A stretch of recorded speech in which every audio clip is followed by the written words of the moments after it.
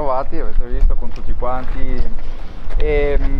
abbiamo discusso del problema che era nato e come è nato lo sciopero, e abbiamo detto quali sono state tutte le varie motivazioni che ci hanno portato a scioperare, no? Quindi il fatto che soprattutto non sia stato comunicato nell'ultimo periodo lo spostamento delle ultime macchine, quindi sono state portate via 4 macchine, tutta una linea Campagnolo che ci dava comunque da lavorare sia stata portata via senza avvisare nessuno, senza avvisare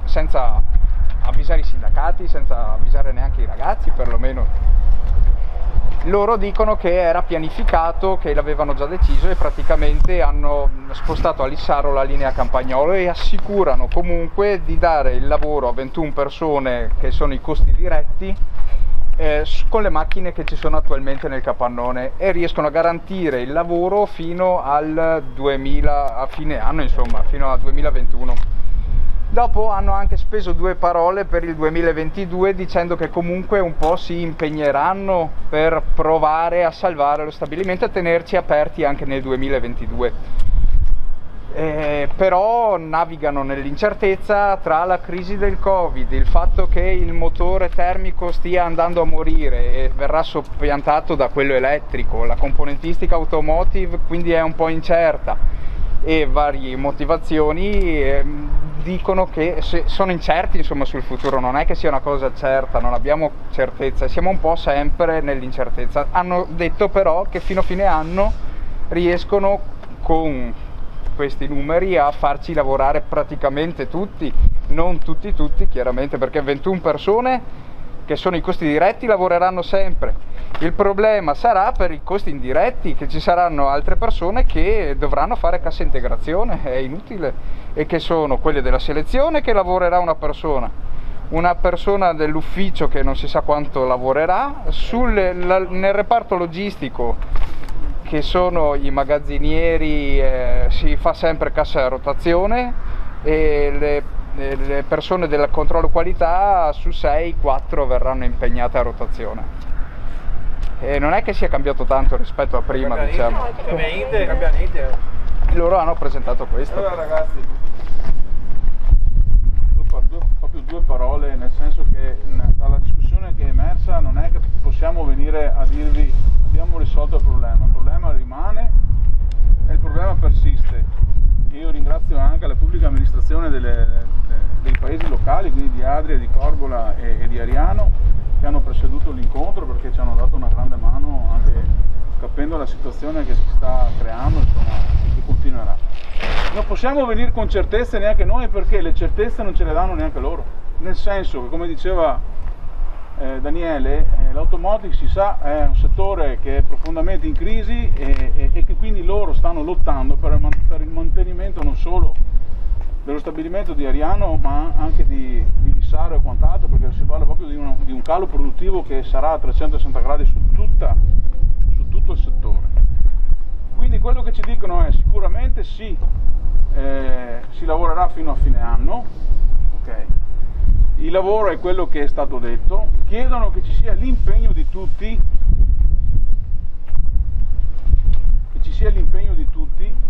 e noi chiediamo anche come parti sindacali che ci sia l'impegno di tutti,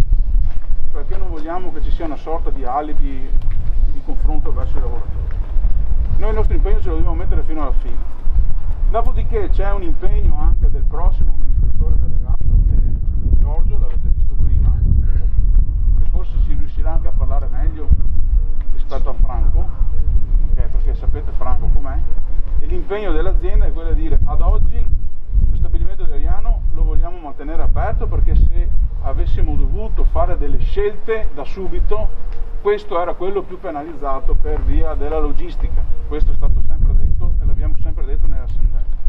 Ad oggi lo manteniamo ancora aperto, è passato un anno, vogliamo arrivare sicuramente fino a fine anno. Ci stiamo impegnando anche per trovare possibili produzioni alternative da inserire in questo stabilimento, però loro ci provano, non lo sanno, perché più avanti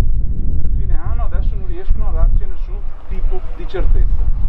Questa è la situazione di oggi e più di questo non si riesce ad oggi a esprimere.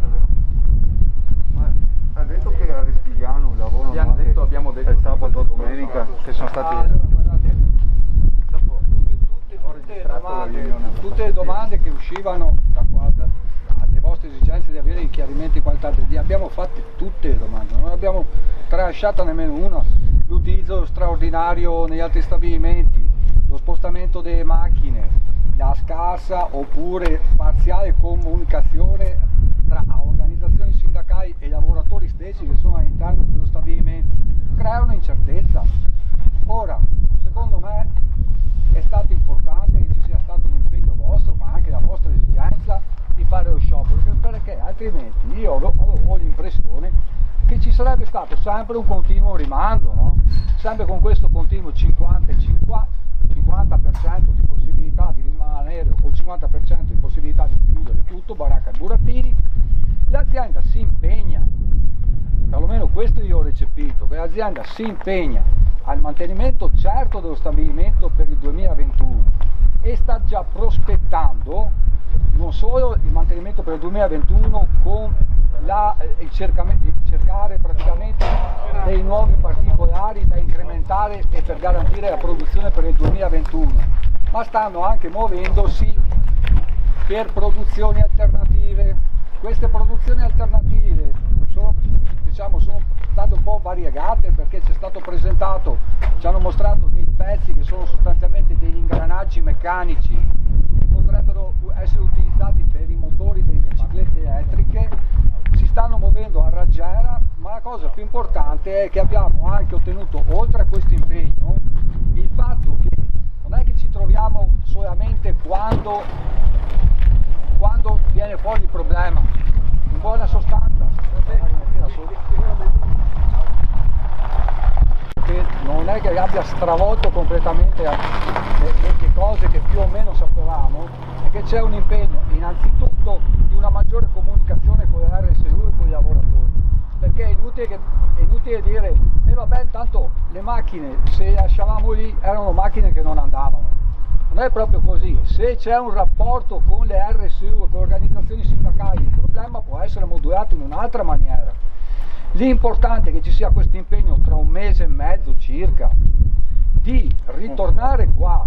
di vedere quali che sono effettivamente i numeri, perché alla fine sono i numeri che contano per far stare in piedi uno stabilimento. Perché se io ti dico sì, ma se noi non abbiamo un monitoraggio puntuale di come sono le programmazioni, posso capire che siamo in uno stato di instabilità perché il mercato ha delle fluttuazioni pazzesche, perché l'automobile è in crisi, perché il costo delle materie prime è raddoppiato, eccetera eccetera. Capisco che tu non riesca a immaginare un budget di lungo periodo, però nel breve periodo perlomeno quello dovresti rispondere. E allora c'è l'impegno da parte dell'azienda su questo, cosa che noi assolutamente riteniamo opportuno e anzi fondamentale, in modo che ci sia una chiarezza nel periodo considerato. Dall'altra parte noi dovremo spingere, stimolare anche con il colloquio e anche con gli incontri in azienda di avere una situazione puntuale anche sugli eventuali nuovi particolari che possono essere dirottati sul sito di Ariano, perché se davanti anche agli amministratori, mi permetto anche di fare questa puntualizzazione, se un imprenditore ci dice io mi sto muovendo, questi sono dei particolari che potrebbero essere interessanti per Ariano, io voglio che Ariano rimanga aperto, perché io ho sentito questa frase qua, io voglio che rimanga aperto, vabbè, insomma io lo prendo come un impegno, sapete? Anche perché il sacrificio che avete fatto voi, 5 giorni di sciopero in provincia di Rovigo, è raro da trovarlo, e questo significa, secondo me, l'attaccamento al posto di lavoro, non solo per il fatto perché in giro non c'è tanto, ma perché anche c'è una professionalità e una capacità di lavoro che assolutamente è stata dimostrata. Ora dobbiamo dare anche noi una dimostrazione su questo fatto qua, ovvero sia, tra virgolette, scusate se adopero questo termine che non è tanto carino, non darghe spalle all'azienda per poter per sostanzialmente avere una giustificazione per dire ma là ad Ariano non funziona bene. Tralascio l'argomento finale, quello delle macchine. Ma dopo che parliamo allora di questa roba. Ecco, di questa roba qua che vabbè, abbiamo sentito d'accordo, alcuni impegni sono stati presi, quindi l'hanno detto a noi, l'hanno detto agli amministratori, perché secondo me continuiamo ad andare avanti a colpi di rinvii. Ci vediamo vediamo tra 20 giorni, ci vediamo tra un mese, ci vediamo tra 2 mesi e dopo arrivavi al 31/12 che senza sapere niente praticamente addio baracca e burattini se non prima, perché da certi ragionamenti che ha detto se voi volete vedere il piano industriale della TFM, quello depositato prevede la chiusura. E noi questa roba qua l'abbiamo rigettata, loro si sono presi un impegno, è un primo passaggio, sia un primo passaggio, la situazione è risolta? No, ma però dobbiamo rimanere uniti su questo perché quello che importa fondamentalmente è che il sito TFM di Ariano permanga nel territorio. Posso solo che confermare quanto già appunto ho detto, è stato un incontro che era doveroso, sicuramente doveroso insomma fare ora, e dal quale ne è uscito certamente l'impegno e la volontà dell'azienda di non chiudere questo stabilimento. Certo che non ci sono certezze perché il momento attuale non consente all'azienda di dare certezze e questo possiamo prenderlo insomma come credibile, insomma considerata la situazione attuale, considerata la situazione di crisi che comunque tutto il mondo sta vivendo. Pertanto prendiamo per buono questo impegno che non finisce qui oggi perché è un impegno che avremo modo e dovremo monitorare e anche su questo c'è stata la disponibilità, ovvero sia non è che adesso perché siamo certi che stiamo aperti fino a fine anno ci vediamo il 29 di dicembre, assolutamente no, avremo modo di vederci tra un mese perché quello che oggi è stato l'impegno è in base a quanto l'azienda è in grado di dire oggi. Fra 3 mesi potrà essere in grado, in base a come evolve la situazione, di poter eventualmente dirci qualche cosa di più rispetto agli impegni del 2022, perché sul tavolo appunto ci sono queste nuove produzioni, questa diversificazione sulla quale appunto la direzione sta lavorando, quindi può essere che fra 1 mese, 2 mesi ci siano già delle novità anche su questo e questo chiaramente noi chiederemo e continueremo a chiedere che possa esserci un beneficio per il mantenimento anche di questa azienda qua, quindi è una situazione certamente non risolta, è una situazione certamente in evoluzione ancora, però credo che insomma sia partito un tavolo di colloquio e di diciamo monitoraggio che ci possa consentire, ecco, magari fra 2 mesi di ritrovarci e dire qualcosa in più anche per il 2022, l'auspicio è questo insomma, ecco. Quindi... Assunto benissimo un po' tutto quello che è stato detto. Quello che è il nocciolo un po' della questione è il monitoraggio a questo punto. Non mi dilungo sulla situazione di incertezza che sia loro come impresa, sia voi come lavoratori state affrontando e in questo metterei anche noi dentro, perché l'impossibilità e l'incapacità di programmare il nostro futuro da qui a 6 mesi e più, se è impossibile per noi amministratori, immaginate anche per gli imprenditori in questa situazione economica. Capisco anche voi che noi tutti abbiamo bisogno di maggiore certezze. Le certezze ad oggi sono questi famosi 6 mesi di garanzia che lo stabilimento rimarrà aperto e che ci sarà lavoro. Quello che è stato detto e che ci siamo sentiti di